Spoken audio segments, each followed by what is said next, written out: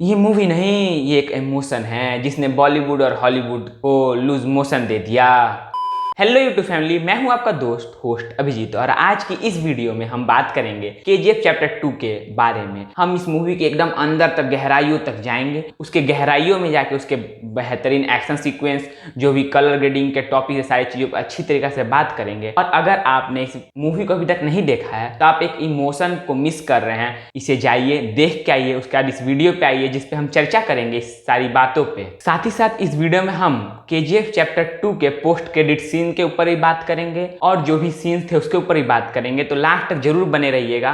तो चलिए शुरू करते हैं। मूवी का जो कलर पैलेट था, माँ कसम बहुत ज्यादा गजब जबरदस्त था। जिस तरीके से ब्लैक पैलेट में वो जो ऑरेंज और येलो स्टोन दिया गया था, वो ना ही हॉलीवुड ना ही बॉलीवुड किसी के भी दम नहीं है, औकात नहीं है करने की, ना ही मैंने कहीं देखा है अभी तक। जो खूबसूरती से उस ऑरेंजिस और येलो स्टोन को लियाया गया है ब्लैक कलर के बैकग्राउंड में, बहुत ही ज़्यादा ज़बरदस्त लग रहा था। और दूसरा इसका बैकग्राउंड स्कोर बहुत ही ज़्यादा ज़बरदस्त था। हाँ, वो जो इसको बैकग्राउंड स्कोर था वो बार बार एक ही तरीका से, एक ही पेज से बजे जा रहा था, जिसके कारण बहुत सारी सीन्स ऐसे भी थे जहाँ पे आपको और ज़्यादा फील होना चाहिए था, लेकिन वो बैकग्राउंड स्कोर पूरी मूवी में ही बजा था, जिस कारण वो सीन भी थोड़े से डल पड़ जाते हैं। लेकिन ओवरऑल जो बैकग्राउंड स्कोर बहुत ज़्यादा ज़बरदस्त था। हाँ, लेकिन मेरा पर्सनल चॉइस है केजीएफ चैप्टर 1 का बैकग्राउंड स्कोर। वो जो सलाम रॉकी भाई जो बैकग्राउंड में बजता था भाई, वो उसका दीवाना हूँ सलाम रॉकी भाई, वो तो भाई दिल से नहीं जाएगा। लेकिन ये भी बहुत ही ज़्यादा ज़बरदस्त था। मूवी जिस तरीका से रॉकी भैया के मम्मी के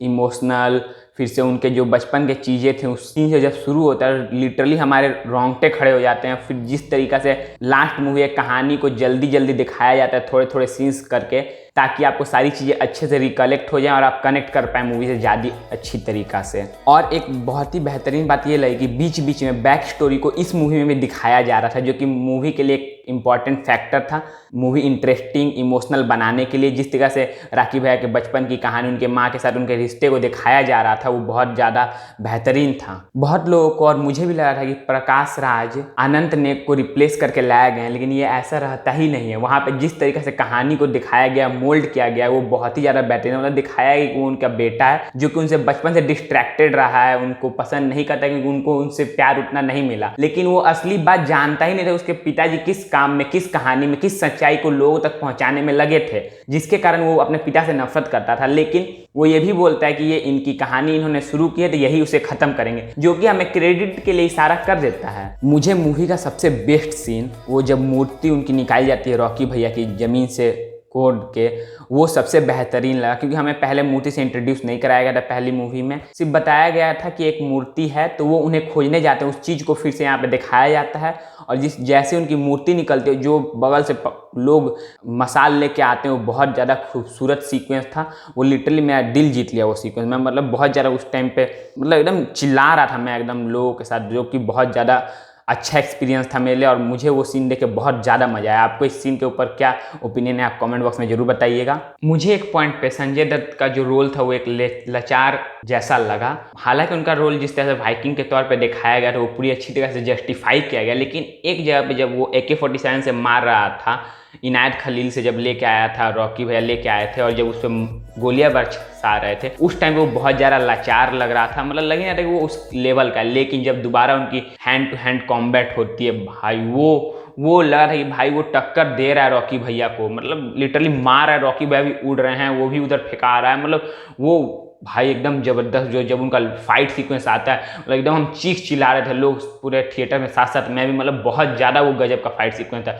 हाँ, एक चीज़ बोलनी पड़ेगी कि संजय दत्त की उम्र हो गई तो वो उन्हें उतना ज़्यादा गिरते पड़ते उड़ते नहीं दिखा सकते थे, इसी कारण से बहुत ज़्यादा कट लगाए गए हैं मूवी में। तो उतना तो भाई सहना पड़ेगा, जब इतने अच्छे एक्टर को उन्होंने लिया तो उसे उसके उम्र ज़्यादा है उनका, इसीलिए कुछ कुछ जगह पे उनके जो चोट लग रहे हैं, उन्हें गिरते पड़ते मतलब गिरा हुआ दिखा दे रहे हैं, लेकिन किस तरीका से गिरे उसको काट दिया गया है। और हैंड टू हैंड कॉमेंट मुझे ये भी लगा था कि वो रॉकी भैया को ना मार दे, लेकिन नहीं भाई, हमारे रॉकी भैया हैं, उनके बीवी को मार देगा तुम्हें छोड़ देंगे, करता ही नहीं। मैं ये पार्ट थोड़ा लेट से रिकॉर्ड कर रहा हूँ, लेकिन इस मूवी में एक और सीन था जो कि मुझे बहुत ज़्यादा, वो जो पहला सीन था जहाँ पे वो लेके आता है अपनी सोना, मतलब हमारे फिल्म की हीरोइन को, तो वहाँ पे वो लोग वेडिंग नाइट की तरह बिस्तर सजा दिए रहते हैं, लेकिन वो वहाँ पे हमारे हिंदू कल्चर को दिखाते हुए बोलता है कि शादी के पहले अगर एक साथ रहेंगे तो लोग खराब बोलेंगे। जहाँ पे हमारे कल्चर को बहुत अच्छी तरह से प्रेजेंट किया गया है, जो कि मुझे बहुत ज़्यादा अच्छा लगा। थोड़ा कैमरा शेक करेगा, मुझे माफ़ कीजिएगा। और दूसरा सीन जब वहाँ पे बोला जाता है रॉकी को कि अगर गरुड़ा को मारने के लिए हम रॉकी पैदा कर सकते हैं तो रॉकी को मारने के लिए हम दूसरा रॉकी पैदा नहीं कर सकते। तब जो डायलॉग बोलते हैं रॉकी भैया, वाह गजब मज़ा आ जाता है। बोलते हैं कि जब मेरा बाप ही नहीं पैदा कर पाया दूसरा रॉकी तो दूसरा का बाप क्या करेगा। वो इतना ज़्यादा गजब का डायलॉग था। वो डायलॉग सुनते मतलब सीटियाँ, तालियाँ, चीखे, सारी चीज़ें हॉल में चलने लगती हैं। चलिए अब आगे कंटिन्यू करते हैं। भाई मुझे एक बात समझाओ, साला कभी एक विलन और हीरो में लड़ाई होती है तो हीरो के पास घंटा कुछ ना हो, विलन को कोई फर्क नहीं पड़ता, विलन के पास गोलियां है, बंदूक है, सबसे मारेगा। लेकिन अगर विलन निहत्था है तो काहे हीरो सब हथियार छोड़ देते हैं? इसका जवाब मुझे कमेंट बॉक्स में चाहिए। इसका जवाब के साथ साथ ये कौन सा सीन था ये भी मुझे कमेंट बॉक्स में चाहिए। मुझे मूवी का बेस्ट डायलॉग लगा, powerful people make places powerful. भाई बहुत ज्यादा जबरदस्त ये डायलॉग था। ये सुनते एकदम रोंगटे खड़े हो जा रहे थे। वैसे आप क्या कर रहे हैं? आप भी हमें पावरफुल बनाने के लिए चैनल को सब्सक्राइब कीजिए और थोड़ा सा स्वेटिंग इग्नोर कीजिएगा, बहुत ज़्यादा यहाँ पे गर्मी पड़ रही है। देखो ऐसा नहीं है कि मूवी में सिर्फ अच्छे सीन्स ही हैं। मुझे लगभग मूवी का फर्स्ट हाफ में 10-5 मिनट वाले इंटरवल से 5-10 मिनट पहले मुझे थोड़ा सा डिस्ट्रैक्टेड फील होने लगा था, क्योंकि मतलब वो थोड़ा सा स्लो हो गई थी मूवी। मतलब पूरी मूवी बहुत ज़्यादा फास्ट पेस में बनाई गई है पहले मूवी के कंपेरिजन, लेकिन वहाँ पे 5-7 मिनट के लिए थोड़ा सा स्लोनेस ला देती है। लेकिन जैसे ही इंटरवल आने वाला रहता है फिर से बूम अपने पीक पे पहुँच जाती है मूवी। और फिर जैसे ही सेकेंड हाफ आता है मतलब दिल मांगे मोर, भाई लग रहा था कि यार कितनी जल्दी खत्म हो गई, और चाहिए और देखाओ, ऐसा फील आ रहा। मतलब सेकेंड हाफ इतना तेजी में खत्म हुआ कि मतलब आदमी सोच रहा है पलक झपकाए जितना तेजी में जाता है उतनी तेजी से सेकेंड हाफ खत्म हो जाता है। भाई मैं तो चाहता था सेकेंड हाफ थोड़ा सा और लंबा खींचता। मतलब दिल मांगे मोर वाली बात हो गई यार, इससे मैं डिसअपॉइंटेड हूँ। अधीरा और रॉकी भाई की फाइट सीक्वेंस तो जबरदस्त थी ही, और साथ ही साथ जिस तरह से गुरु पांड्यन के रोल को हाइड करके रखा गया था, जिस तरीके से उसे रिवील किया गया कि वो साला एक नंबर का हरामी आदमी है, वो अच्छा नहीं था, वही सारे शुरू से ही कांड किया था ताकि वो केजीएफ पे राज कर सके। और उसमें का साबित भी हो जाता, वो राज कर भी लेता अगर वहाँ पे हमारे राकी भैया हार जाते। तो वो साला एक नंबर का हरामी था जिसको साला मैं भी नहीं समझ पाया कि ये एक नंबर का हरामी निकलेगा। क्या आप समझ पाए थे? अगर समझ पाए थे तो कमेंट जरूर कीजिएगा। क्या आपको पता है ये मूवी इतनी ज़्यादा पॉपुलर, इतनी ज़्यादा अच्छी क्यों है? इसके एक्स फैक्टर क्या है इसके पॉपुलैरिटी में और इसके इतने अच्छे होने पे?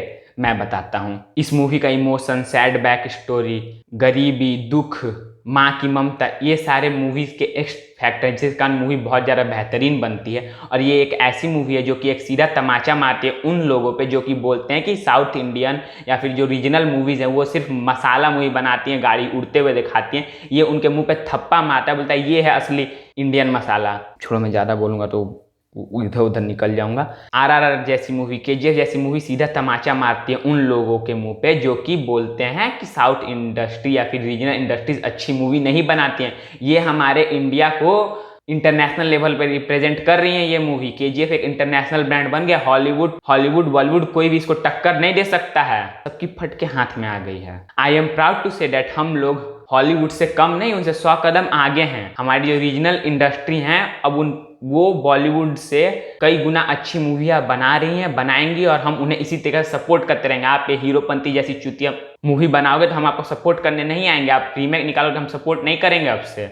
हम ओरिजिनल स्टोरी को, बेहतरीन डायरेक्टिंग को सपोर्ट करेंगे। This is what we want and what they give, we are satisfied with that. मतलब ज़्यादा अंग्रेजी हो गया, बस शांत। देखो मूवी देखने के बाद कुछ पॉइंट्स अजीब लगे होंगे, लेकिन वो सारी अजीबनेस, मतलब मेरा मतलब है जो भी चीज़ें अजीब लगी थी वो क्रेडिट में क्लियर हो जाती हैं। वो कि क्यों सारी फेडरल एजेंसियां राकी भैया को पकड़ने के लिए आ रही हैं। उसने तो कुछ कांड किया नहीं है, लेकिन जैसे क्रेडिट आता है दिखाया जाता है कि जो 3 साल का टाइम स्पेन हमने स्किप किया था उसमें राकी भैया ने पूरे वर्ल्ड वाइड कुछ कांड मचा दिया है जिसके बारे में अभी तक किसी को पता नहीं था।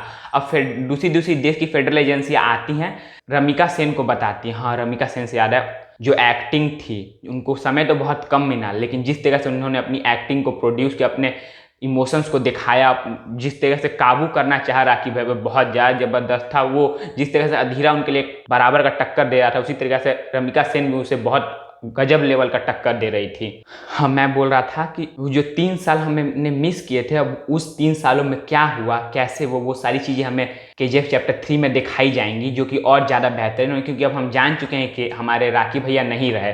तो वो जो 3 साल उन्होंने मिस किया, वो किस तरीक़ा से वर्ल्ड को अपने आप को रिप्रेजेंट कराएं। उनकी माँ ने उनसे वादा लिया था कि बेटा तू जब मरेगा तुझे पूरी दुनिया जान देगी, तेरा कब्जा होगा पूरी दुनिया पे। तो उन्होंने किस तरीक़ा से उन 3 सालों में पूरे वर्ल्ड पे कब्जा किया, ये अब हमें जानने की इच्छा बढ़ चुकी है। और साथ साथ जिस तरीक़ा से क्रेडिट सीन में रमिका सेन को दिखाया गया, मतलब एकदम वो टूटी हुई नज़र आ रही थी, वो पूरी तरीक़ा से टूट चुकी थी, क्योंकि सारा सोना खत्म हो चुका था।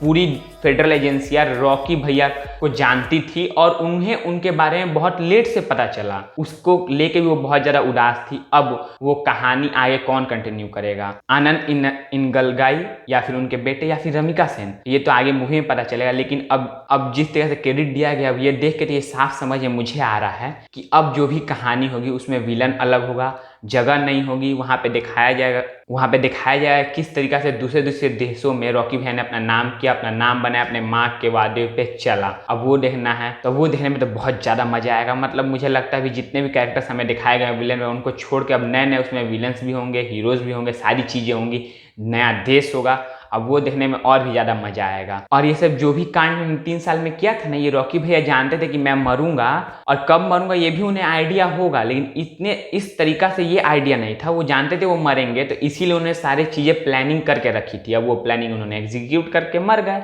ना ही उनकी बॉडी मिली, ना ही सोना मिला, कुछ नहीं मिला। सरकार को मिला तो मिला सिर्फ ठेंगा। और मूवी में जिस तरह से नेपोटिज्म, फिर से देश का कर्जा चुकाने की बात की गई थी, वो भी अच्छी लगी। और इस मूवी में रॉकी भैया को थोड़ा सा फनी वे में क्रिएट करना को दिखाया गया है, जो कि कोई पॉइंट पे काम नहीं कर रहा था, वैसे काम कर रहा था। अब आपके क्या ओपिनियन है, मैंने किन किन पॉइंट्स को छोड़ दिया है मूवी को रिलेटेड, आप कमेंट बॉक्स में बताइए। वहाँ पे हम थोड़ी चीट चैट जरूर करेंगे। और यहाँ तक वीडियो देखा है तो एक बार कमेंट में जरूर स्पैम कर दीजिएगा #RockingStarYes उनके ट्रिब्यूट के लिए, क्योंकि जिस तरीके से उन्होंने मूवी निकाली, मूवी को पूरे अपने कंधे पे उठा के ले गया, और जिस तरह से उनकी एंट्री वगैरह बहुत ज़्यादा ज़बरदस्त थी। तो प्लीज़ उनके लिए एक कमेंट बनता है। हमारे व्यूअर्स हैं अगर आप, तो प्लीज़ वो कमेंट जरूर कीजिएगा। तो मैं मिलता हूँ आपसे नेक्स्ट वीडियो में कुछ नई मूवी के साथ। तब तक के लिए ओके बाय, जय हिंद। आप सब्सक्राइब करिए, मैं जाता हूँ, कुछ और मूवीज़ देखता हूँ आपके लिए।